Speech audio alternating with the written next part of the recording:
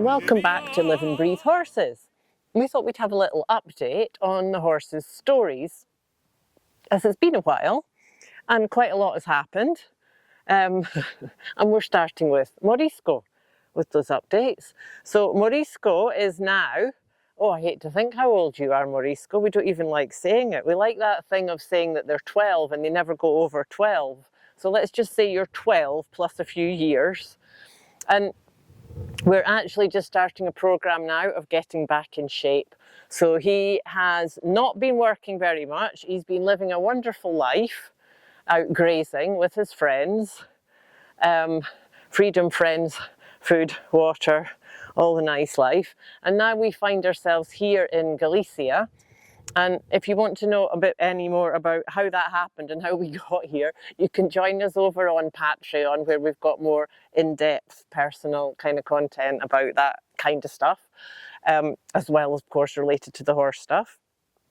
So we are just starting now, getting back into work. We're going mainly walking.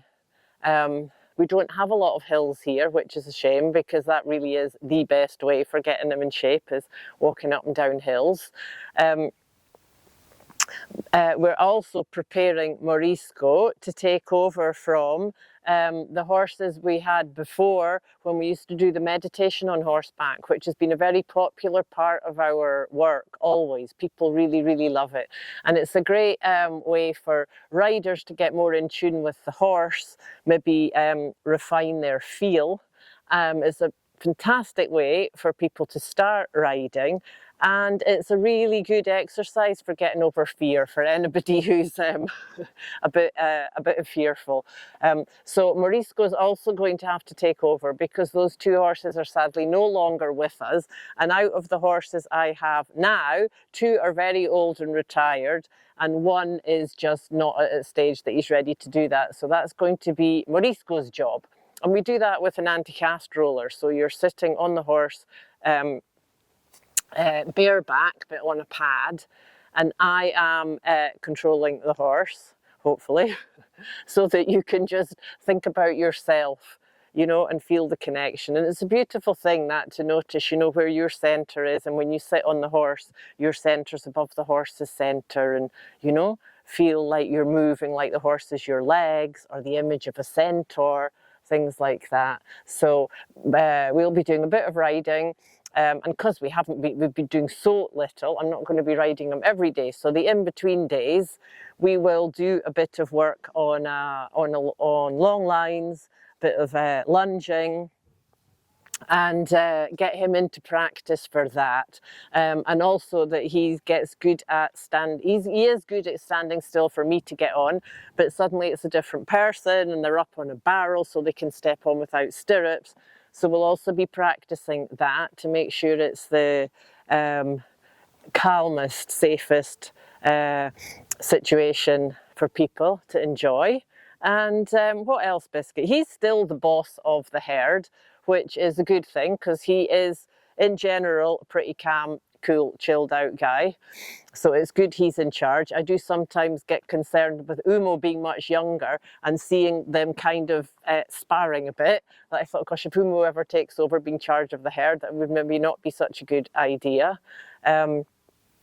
Biscuit's a pretty good leader in general. He doesn't really hassle the other ones. And that's it, I think. I mean, he's, as you can see, if you haven't seen him for a while, he's nearly white. He was much whiter, and now he's got all these spots on him, which in Spanish they call Picasso, which is much more beautiful than flea bitten grey. And it's a very typical colour. He's a purebred Spanish horse. So it's a very typical colour with these spots. The other ones are also getting spotty, but brown spots rather than black spots. So is that it for you today, Biscuit?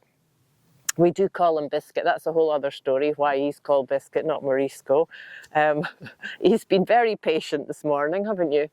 So as you can see, he's getting a little bit impatient now, What else is your... Oh, you know what his big news is? That he stopped scratching. He always had a problem in summer when we were in Malaga that he would get so itchy. And every summer he would scratch out this bit of his mane and his tail and be quite, at times, I don't know if stressed is the right word, but aggravated by the whole thing.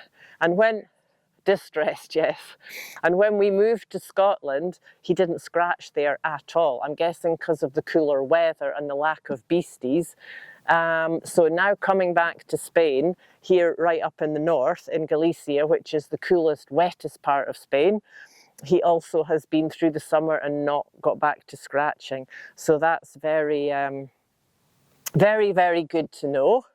And I think that's it, Biscuit.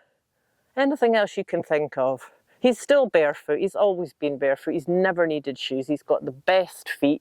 Our new farrier here also commented on what excellent feet he has, especially for a Spanish horse, because they often don't have great hooves. They can be very upright. What is known as, for people, as an Andalusian. For some reason out of Spain, they call them Andalusians. But inside Spain, there's no such breed as an Andalusian. It's a PRE, which is Pura Raza Español, or purebred Spanish is the breed. And yes, a lot of them are bred in Andalusia. There is a lot of breeders, but there is not actually a thing as an Andalusian. And I know even horse books will tell you there is. But Biscuit says, nope, I'm definitely Spanish. So... Let's see, I bet he's dying just to go off and see his friends. Anyway, that is the end of Biscuit's story and update for today.